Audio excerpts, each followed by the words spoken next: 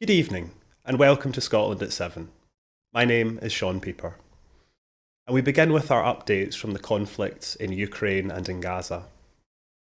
Ukraine's UN ambassador, Sergei Kyslytsya, has accused Russia of a well-planned false flag operation, endangering the Russian-occupied Zaporizhzhia nuclear plant, as the two countries traded accusations at the UN Security Council over alleged attacks on Europe's largest nuclear power station.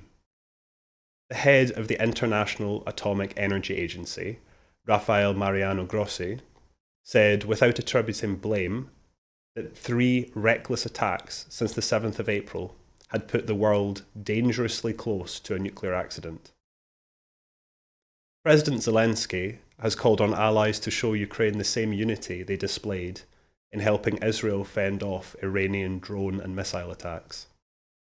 The Ukrainian president issued a fresh plea for air defences to protect against Russian strikes on cities and infrastructure. Western allies, meanwhile, have been hesitant to send additional air defences to Ukraine, which needs 26 Patriot systems to ensure full protection. Germany has pledged to deliver 1 additional Patriot system. In the US, meanwhile, the House Speaker, Mike Johnson, has unveiled a proposal to separate out Ukrainian military aid from other assistance for Israel and for Taiwan, instead of passing a combined $95 billion bill, which the Senate had already approved. President Biden called on the House to pass the Senate funding package immediately. Johnson insisted the House would instead this week consider the separate bills for Ukraine, for Israel, and for security in the Indo-Pacific region. Meanwhile, air defence systems destroyed all 9 drones launched in a Russian attack across eastern and southern regions of Ukraine, the Ukrainian Air Force said on Tuesday morning. German Chancellor Olaf Scholz has said that he would discuss a just peace in Ukraine with the Chinese President Xi Jinping, as the two leaders met in Beijing today. The US has imposed sanctions on 12 Belarusian entities and 10 individuals, accusing them of supporting Russia's war on Ukraine. And the Associated Press has reported that asylum claims from Russians, including soldiers who have deserted, have surged since the full-scale invasion, but few are actually winning lasting protection. In France, asylum requests rose more than 50% between 2022 and 2023, to a total of about 3,400 people, according to the French office that handles the requests. In 2023, Germany got 7,663 first-time asylum applications from Russian citizens, up from 2,851 in 2022. US Customs and Border Patrol officials encountered more than 57,000 Russians at US borders in the fiscal year 2023, up from about 13,000 in the fiscal year 2021. Now moving to the situation in Gaza, at least 33,843 Palestinians have been confirmed killed, and 76,575 have been wounded in the Gaza Strip since the 7th of October, according to the latest figures from the Gaza Health Ministry. The ministry said that there had been 46 Palestinians killed and 110 injured within the past 24 hours. More than 10,000 women have been killed in Gaza since Israel's war with Hamas began in October, according to a new report by UN Women. Among those women killed in the Palestinian territory are an estimated 6,000 mothers, leaving 19,000 children orphaned, the report published on Tuesday said. The Israeli army said Iran will not get off scot-free after Tehran's missile and drone attack over the weekend. We will respond in our time, in our place, in the way that we will choose, Israel Defense Forces spokesperson Daniel Hagari told reporters today. The Israeli attack on the Iranian consulate in Damascus violated international law, a group of independent experts appointed by the UN Human Rights Council has said. In their report, special rapporteurs and independent experts said Retaliatory military attacks between Israel and Iran violate the right to life and must cease immediately. The US and the EU are meanwhile considering rapid new sanctions against Iran in the wake of Tehran's large-scale air attack on Israel at the weekend. The IDF said it has killed Ismail Yusuf Baz, a Hezbollah commander, in an airstrike in the southern Lebanese town of Ain Bal. Vladimir Putin has urged all sides in the Middle East to refrain from actions that would trigger a new confrontation, which he warned would be fraught with catastrophic consequences for the region.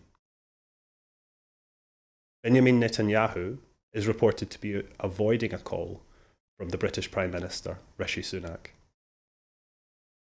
Today, Israeli tanks pushed back into some areas of the northern Gaza Strip, which they had left weeks ago, while warplanes conducted airstrikes on Rafah, the Palestinians' last refuge in the south of the territory, killing and wounding several people, medics and residents said.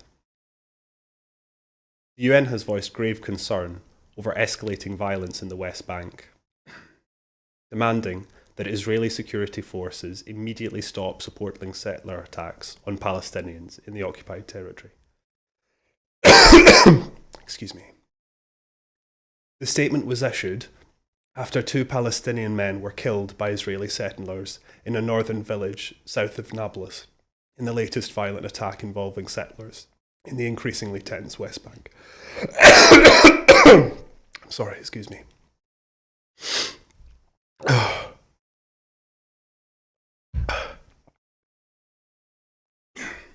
More than a dozen humanitarian groups have signed a letter warning that the escalating tensions in the Middle East are unprecedented and risk threatening the lives of millions of civilians. The artists and curators of the Israeli National Pavilion at the Venice Biennale have announced their decision not to open until a ceasefire and hostage release agreement is reached in the conflict in Gaza, on the opening preview day of the largest and most prominent global gathering in the art world.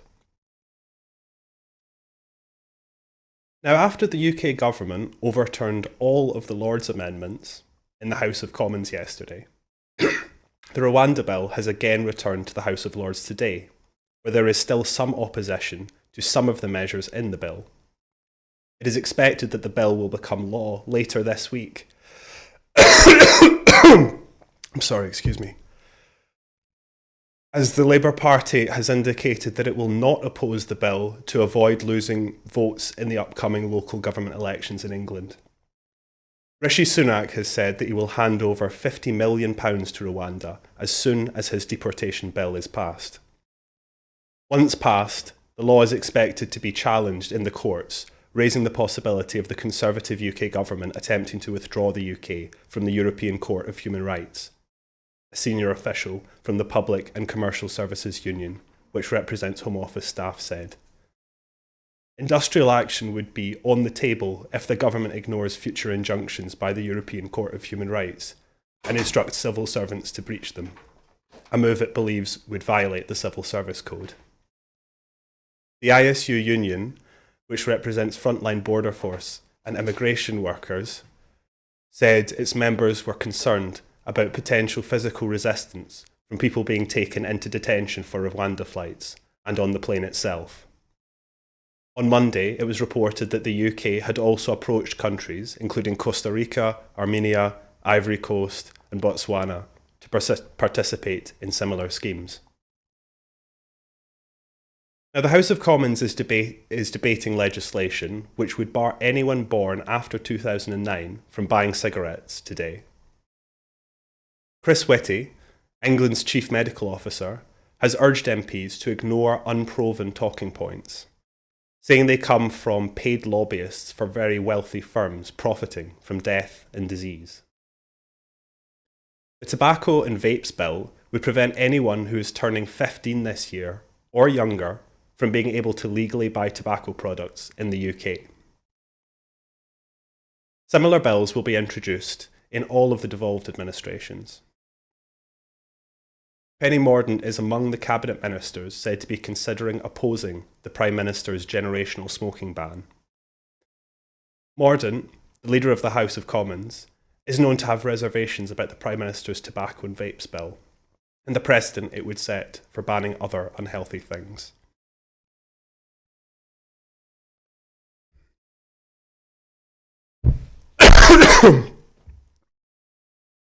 Her position appears to mirror criticism from other Conservative figures who have attacked the bill, which is having its second reading in the Commons today. MPs will hold their first vote on it before the final one, which is expected in June. Former Prime Minister Liz Truss has attacked civil servants in the Department of Health and Social Care. I'm sorry. Blaming them for the proposed smoking ban.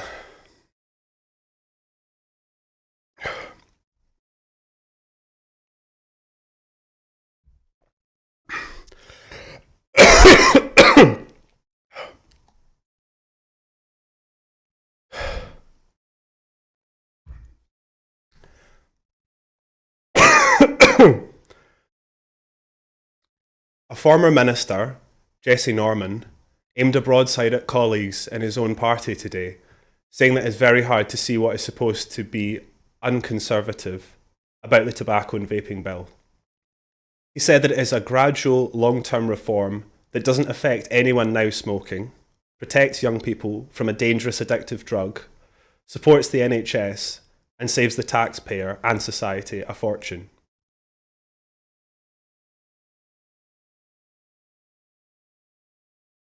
Yep.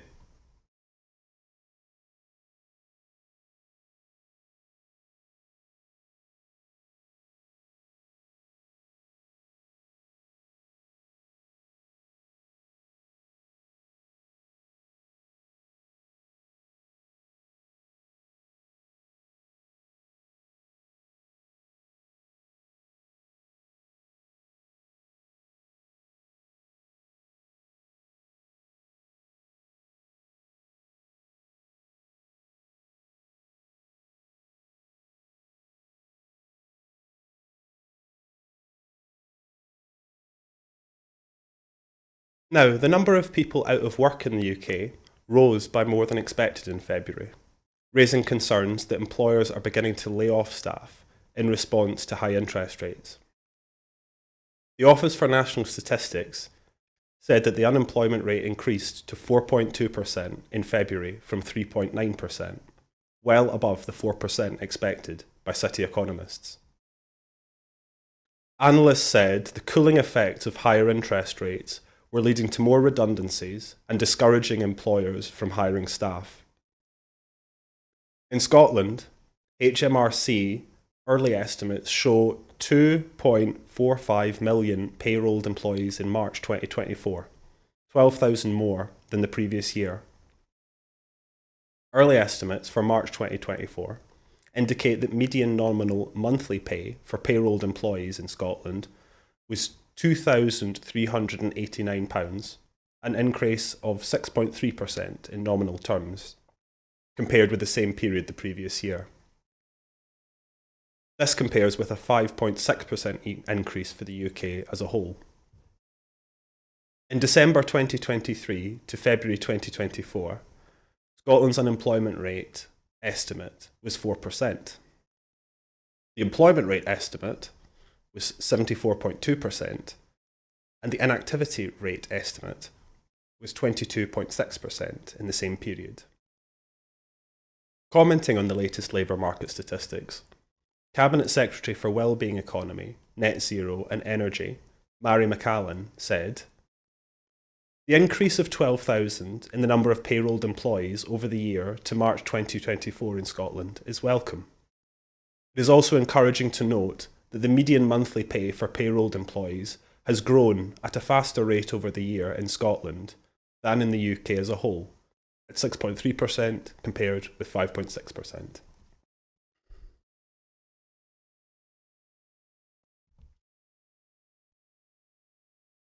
Now, Scottish Power has agreed a customer compensation package with the energy regulator Ofgem, after it identified that a number of direct debit customers were mistakenly billed at the higher rate paid by standard credit customers under the price cap. The energy supplier reported the error, which affected some of its customers between 2015 and 2023, after it was discovered last year.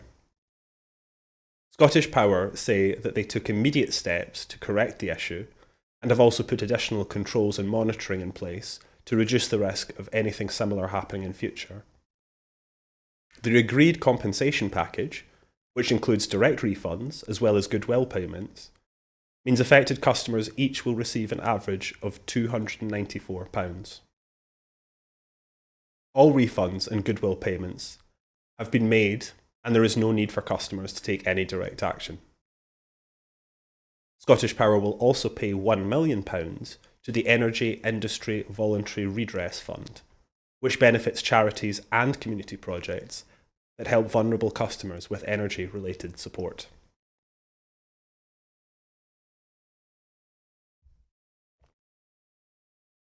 Now, the UK government has been accused of double counting £500 million of overseas aid as both overseas aid and climate finance in an attempt to meet its commitments under the Paris Agreement. Money for humanitarian work in Afghanistan, Yemen, and Somalia is now being classified as climate finance, according to documents released under a Freedom of Information request by the website Carbon Brief. Last year, media reports said that a pledge to spend £11.6 billion on international climate finances between 2021 and 2022, and 2025 and 2026, was slipping out of reach because of chronic underspending and the overseas aid budget being reduced from 0.7% to 0.5% of national income. Some of the aid being counted as climate finance have no clear climate link, as it involves mainly the provision of food and basic necessities. The previous climate projects, funded under the £11.6 billion pledge, in contrast, include renewable energy, low pollution transport, and forest preservation in sensitive areas around the world.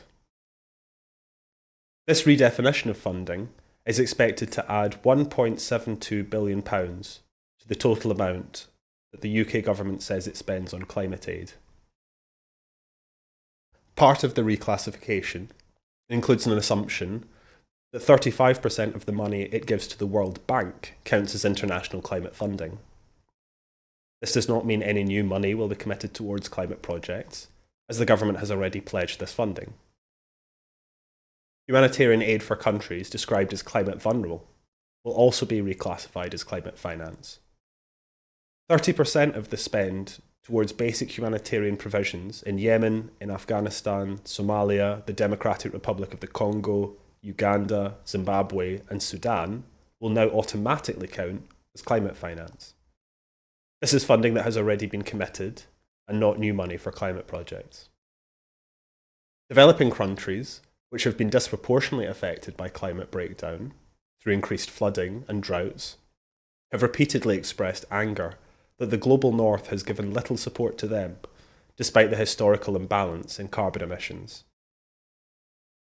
In order to convince previously low-emitting countries to transition to a cleaner future, wealthier, more historically polluting nations have been pressed to give financial support.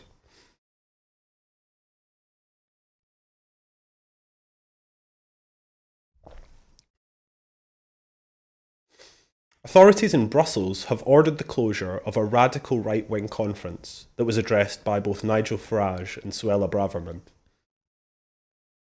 The order banning the National Conservatism Conference from taking place today was issued to guarantee public safety, according to Emir Keir, the mayor of the Saint-Just-ten-Noode district in Brussels.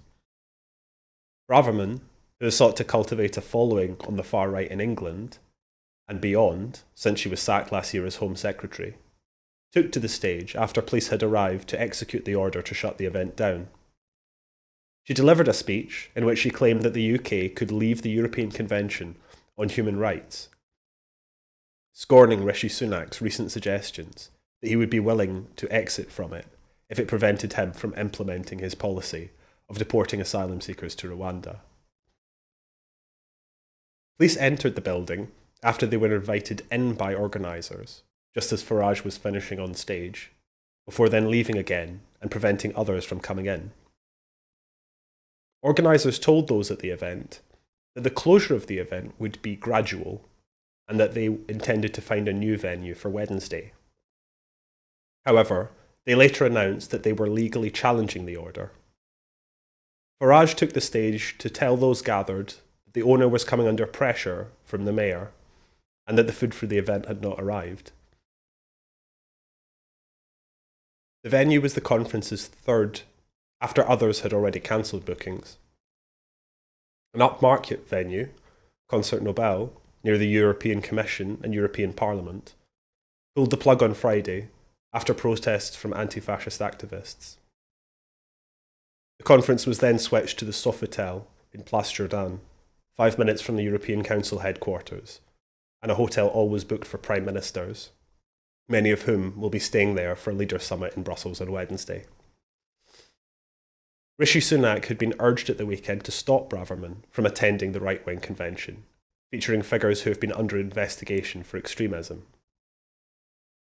Among others due to appear at the gathering is Viktor Orban, the Hungarian Prime Minister and a key ally of Vladimir Putin.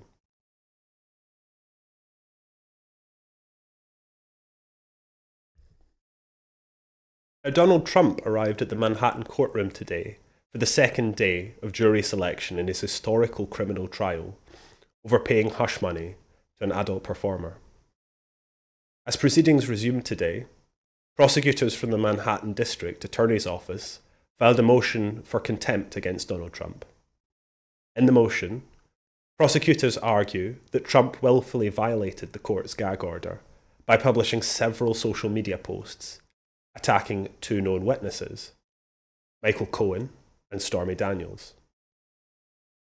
In one of Trump's social media posts, he called his former lawyer, Michael Cohen, a disgraced attorney and felon, before going on to call the judge, Juan Merchan, and the prosecutors, thugs.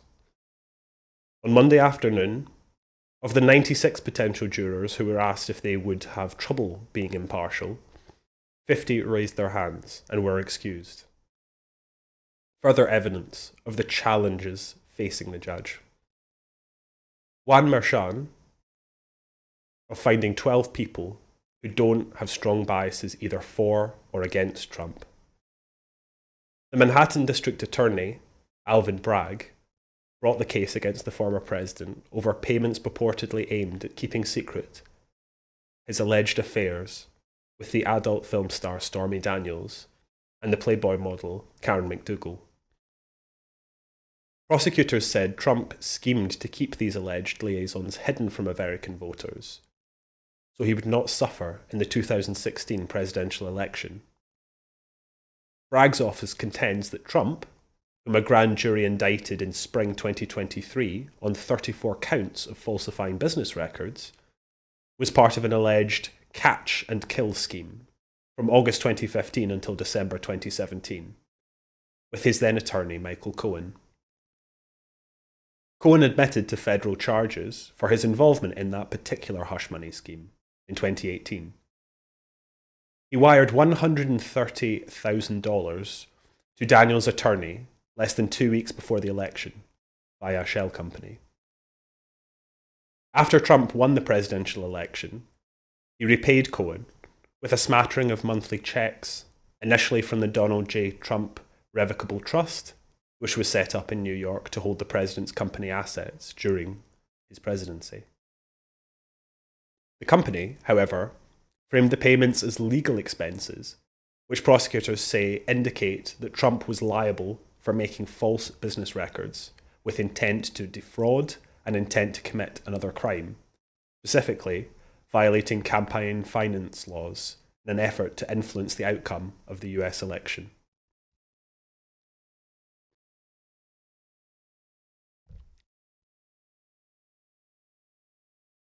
Now, the number of online hate reports being received by Police Scotland has dropped by almost 75% in the second week since the introduction of the Hate Crime and Public Order Scotland Act 2021 on the 1st of April 2024.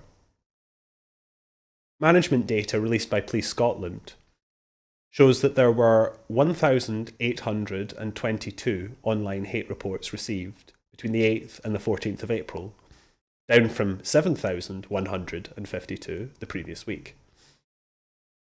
The vast majority of reports received during this period were anonymous. These were assessed against the new legislation, and no further action is being taken. There were 213 hate crimes recorded in the same period, down from 240 the previous week. Police also recorded 25 non-hate crime incidents, 5 fewer than between the 1st and 7th of April 2024.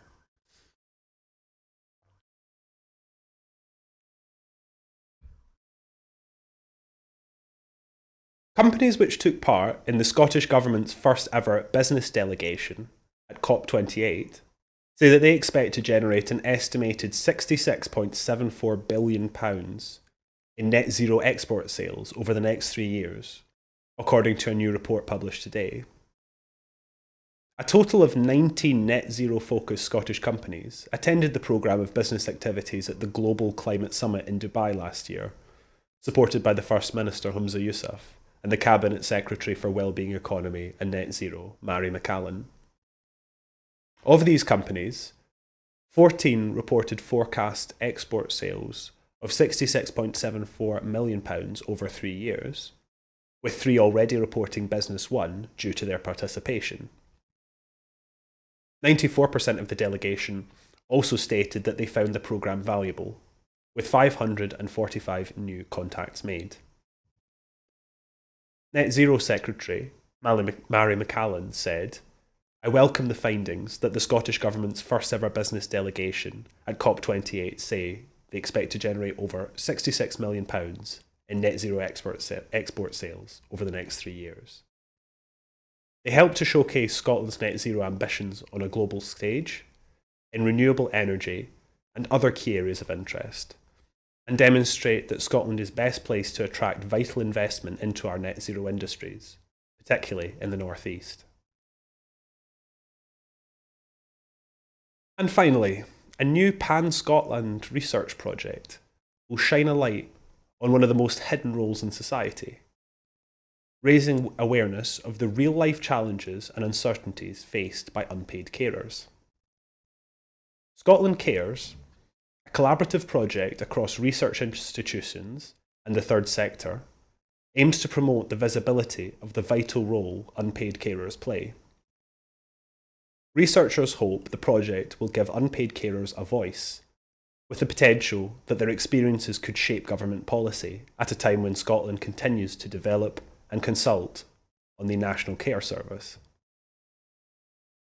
In Scotland, an estimated 800,000 unpaid carers, a diverse group who include family, friends and neighbours, are looking after an individual living with a mental or physical illness, disability or frailty. Those unpaid carers will themselves face a number of challenges because of their role, including stress, loneliness, declining personal health and uncertainty. Indeed, statistics collected by Carers UK estimates that 72% of those who care report suffering poor mental health, while 61% suffer physical ill health due to their caring role. As the population ages and health and social care models evolve, understanding the role and experience of unpaid carers has never been more important.